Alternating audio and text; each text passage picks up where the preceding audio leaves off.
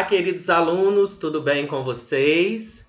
Segunda-feira, dia 29/4, iniciaremos mais uma de nossas aulas de língua portuguesa, pois a língua portuguesa é a nossa língua. Minha pátria é a língua portuguesa. Nós faremos a correção das atividades propostas na aula anterior e revisaremos os conteúdos sobre tipos de sujeito. Acompanhe atentamente para que não haja dúvida no momento que vocês farão as atividades propostas no site da escola. O número 1 é para ler uma tirinha de Calvin. Esta torradeira idiota queimou minha torrada. Olha só, minha torrada ficou reduzida a um tição. Eu não consigo comer isto. Está arruinada, arruinada.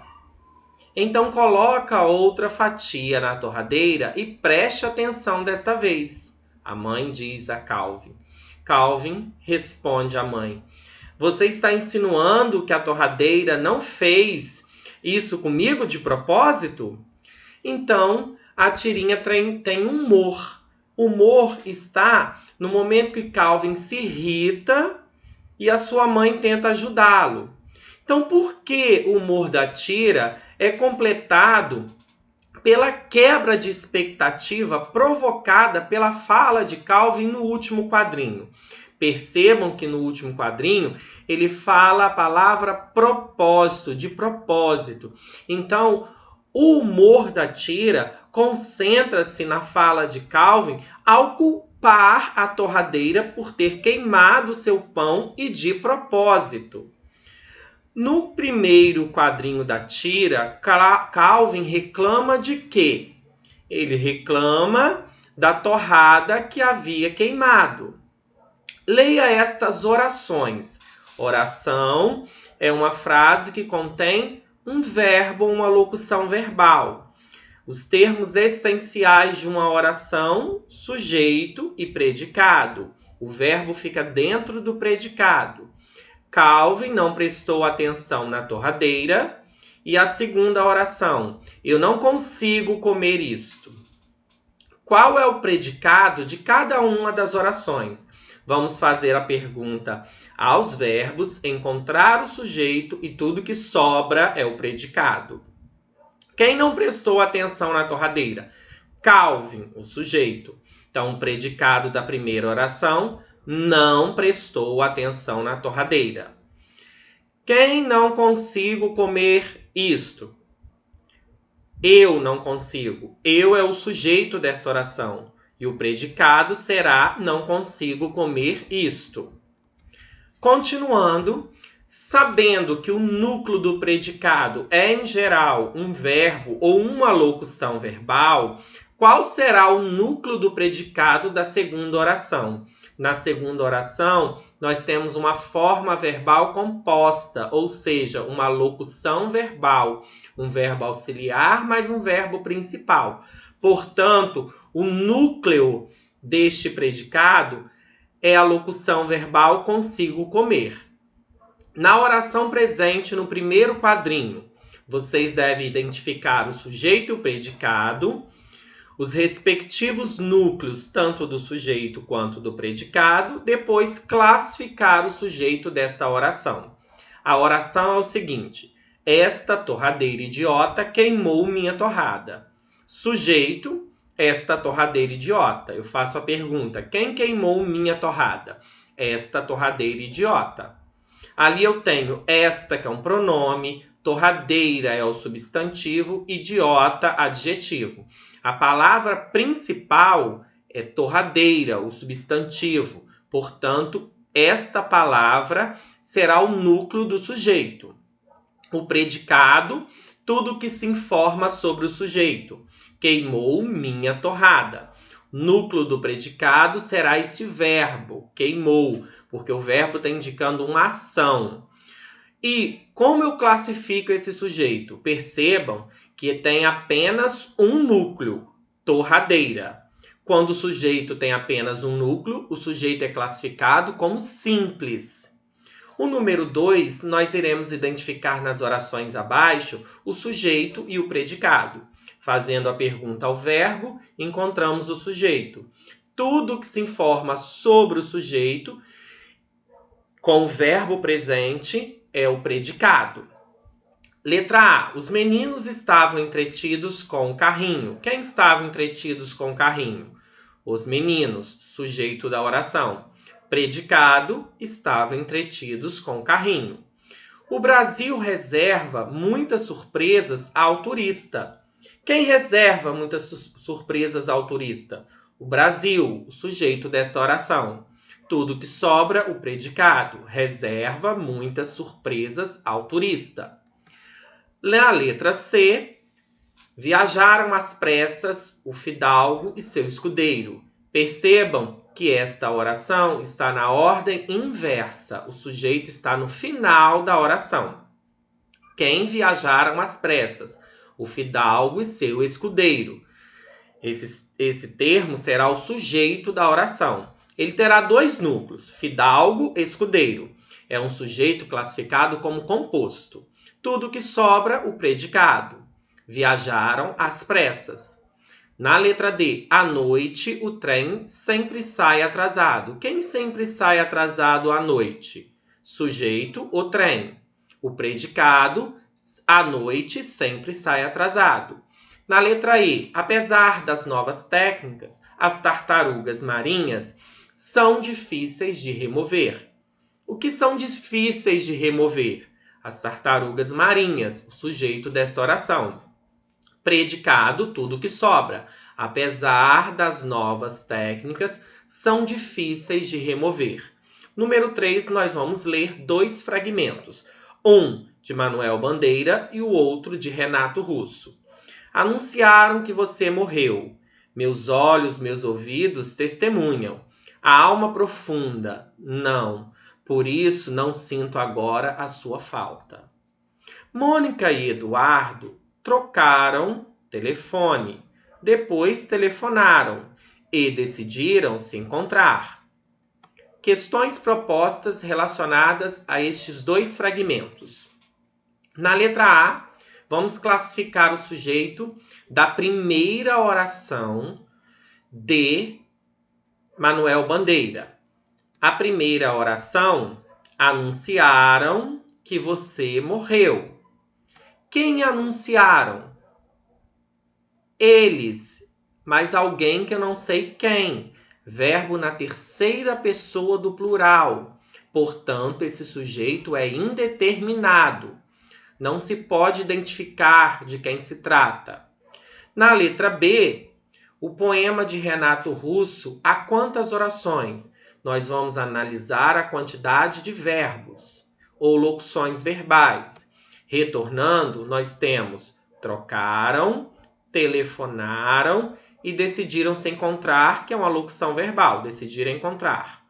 Então, nós vamos ter, por consequência, 3 orações.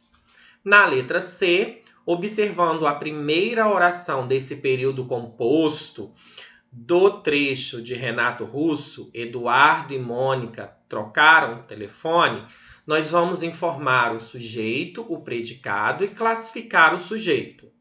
Quem trocaram o telefone? Eduardo e Mônica, sujeito desta oração. Ele é formado por 2 núcleos, Eduardo, Mônica. Portanto, o sujeito é composto. Predicado, trocaram o telefone. Número 4, nós vamos ler as manchetes e vamos classificar o sujeito destas orações. Vocês podem circular o sujeito dentro da manchete caso ele esteja presente. Vamos lá. Discos e livros celebram 60 anos de Paulinho da Viola. Quem celebram, o que celebram 60 anos de Paulinho da Viola? Discos e livros. Temos 2 núcleos nesse sujeito, portanto, ele é composto. Rivaldo pode ser dispensado do Milan. Quem pode ser dispensado do Milan? Rivaldo, sujeito desta oração. O Rivaldo será o núcleo, um único núcleo. Portanto, esse sujeito é simples. Estados Unidos e Argentina armam tempestade na economia mundial. Quem arma tempestade na economia mundial? Estados Unidos e Argentina, 2 núcleos, sujeito composto. Harry Potter cresceu. Quem cresceu? Harry Potter. É um único núcleo, sujeito simples. Mataram assaltantes em praça pública. Quem mataram? Eles. Alguém que eu não sei quem. Verbo na terceira pessoa do plural. Sujeito é indeterminado. No número 5, nós temos outra tira de Calvin. Eu estou te vendo, Calvin. É melhor não jogar essa bola de neve. Estou indo colocar a carta para o Papai Noel no correio. Aí Calvin diz: o envelope já está fechado? Está, mas eu posso escrever um PS no verso. Que é PS? Post-script. Tá? É uma escrita após a conclusão da carta. Você tem caneta aí? Tenho, sim, senhor. Aposto que ela está blefando, mas esta não é boa época do ano para arriscar. Aí ele joga a bola de neve fora. Na letra A, Calvin vive provocando Suzy, sua amiga. Explique o que Suzy fez desta vez para que o menino a deixasse em paz. Ela disse que vai escrever na carta para o Papai Noel, caso Calvin jogasse a bola de neve nela. E isso iria prejudicá-lo, porque ele poderia não ganhar, no pensamento dele, um presente do Papai Noel.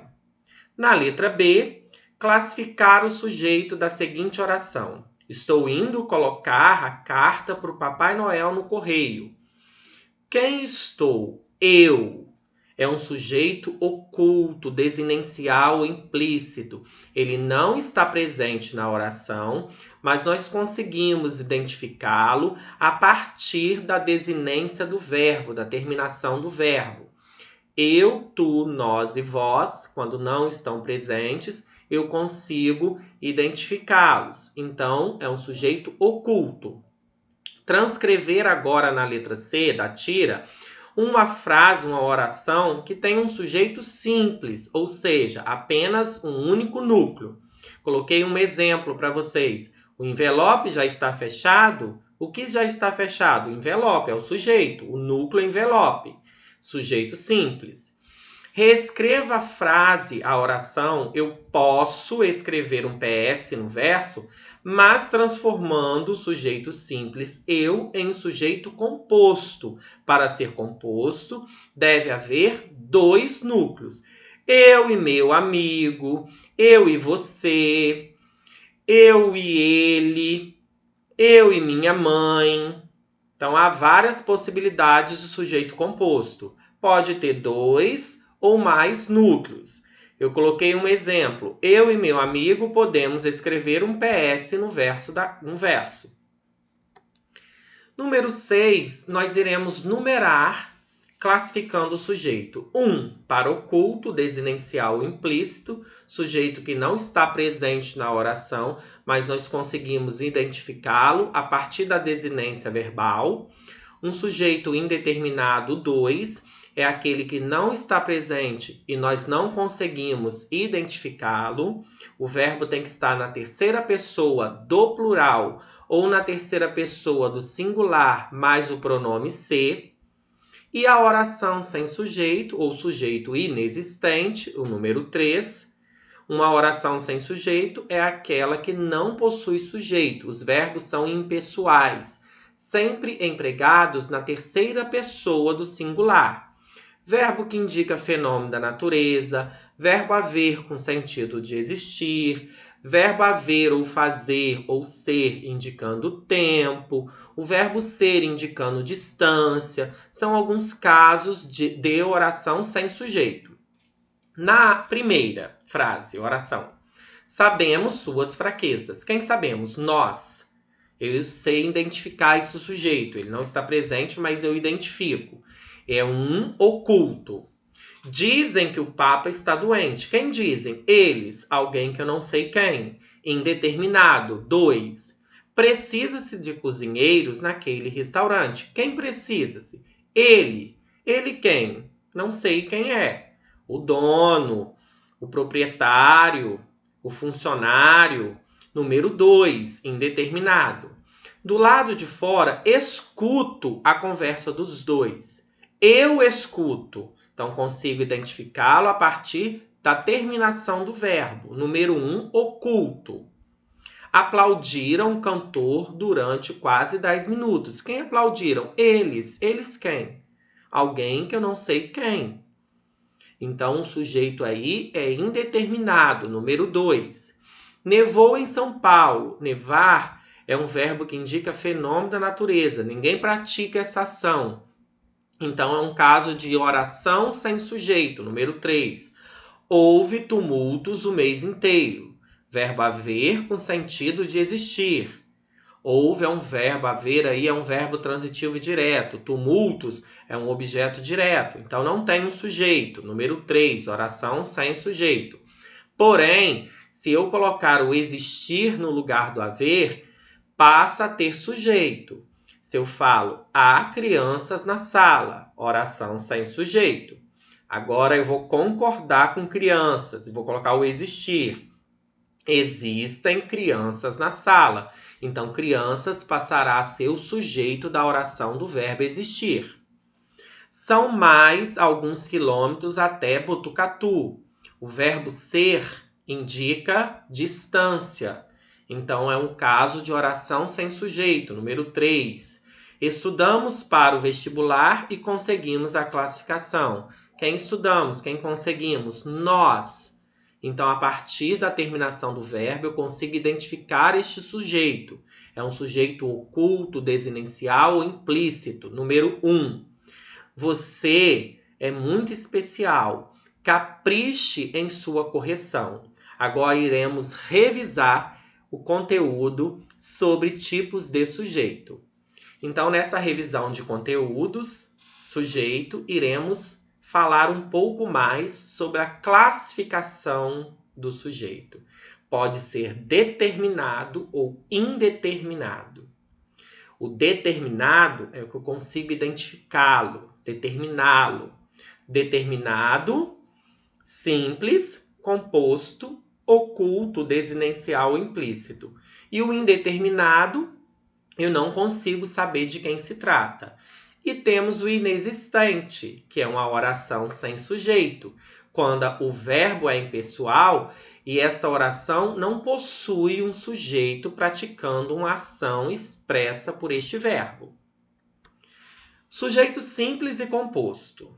Dependendo do núcleo, o sujeito pode ser simples ou composto. O simples, quando possui um só núcleo. Observe o exemplo. Uma vaca vivia pastando à vista de todos. Quem vivia pastando à vista de todos? Uma vaca. Vaca é o núcleo, portanto, o sujeito é simples. O composto é quando possui mais de um núcleo, 2 ou mais núcleos. Observe o exemplo. Bois, vacas e cabritos andavam misturados. Quem andavam misturados? Bois, vacas e cabritos. Temos 3 núcleos. Portanto, o sujeito é classificado agora como composto. Então, é possível perceber que no sujeito simples há apenas o núcleo vaca. Já no sujeito composto, são 3 núcleos: bois, vacas e cabritos. Portanto, é composto. O sujeito elíptico, oculto, subentendido, desinencial, implícito. Pode falar oculto, ok? Não precisa citar todos esses nomes. Pode colocar só sujeito oculto. É porque ele tem várias nomenclaturas.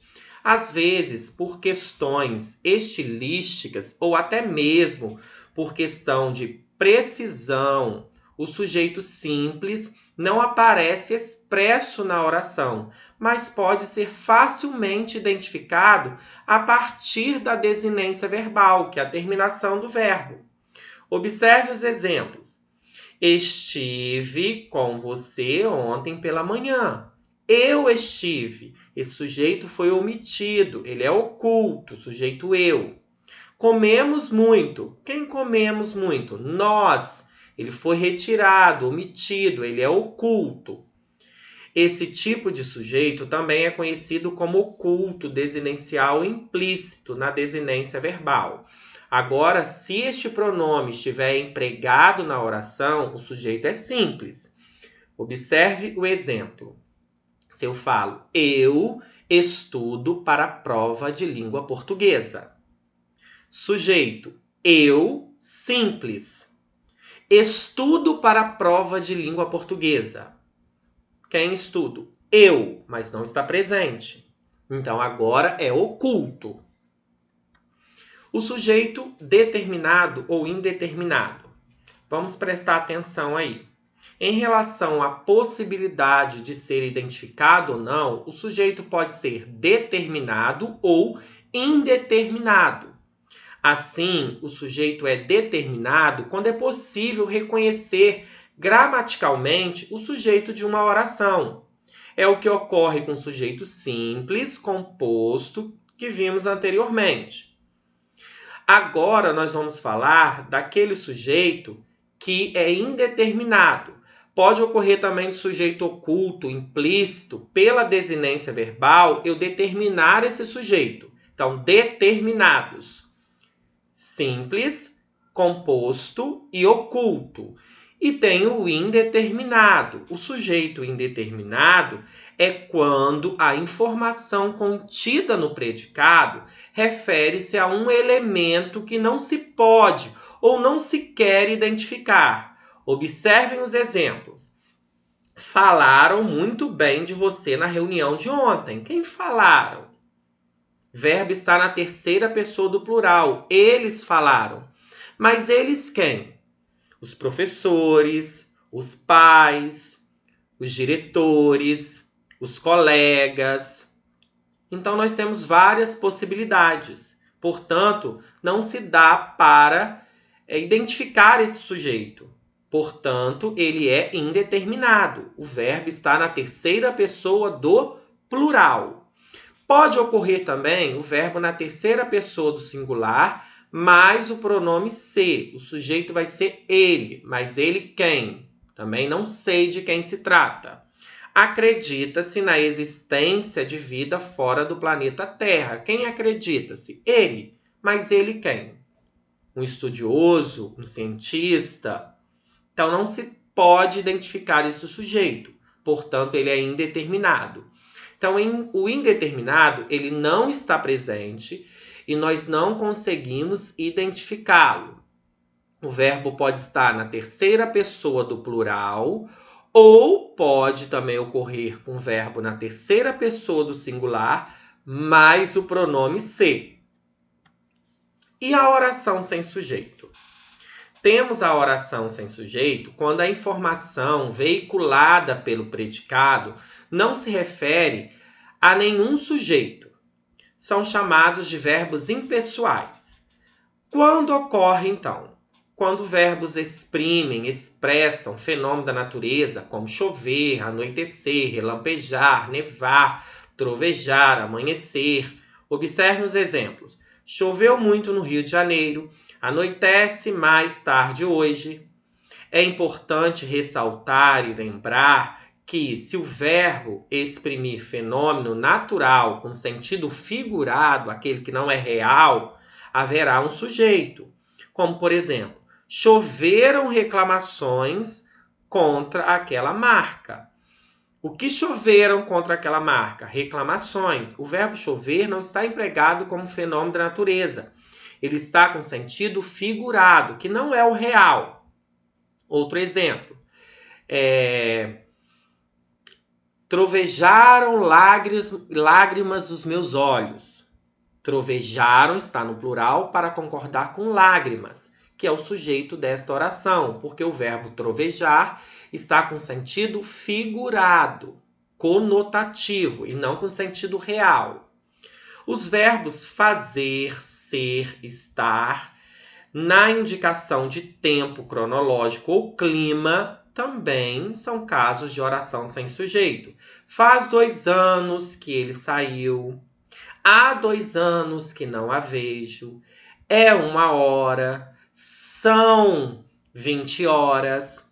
Marcando tempo, ok? Verbos que indicam tempo. Haver e ser indicando tempo.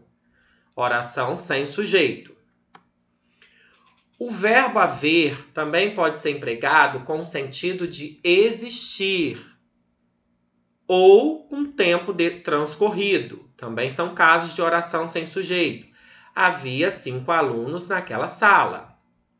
Então, esse verbo haver, com sentido de existir, é uma oração sem sujeito. Há 2 meses não converso com meus colegas. Faz 2 meses que não converso com os meus colegas. Verbo haver, indicando tempo decorrido, transcorrido. Oração sem sujeito.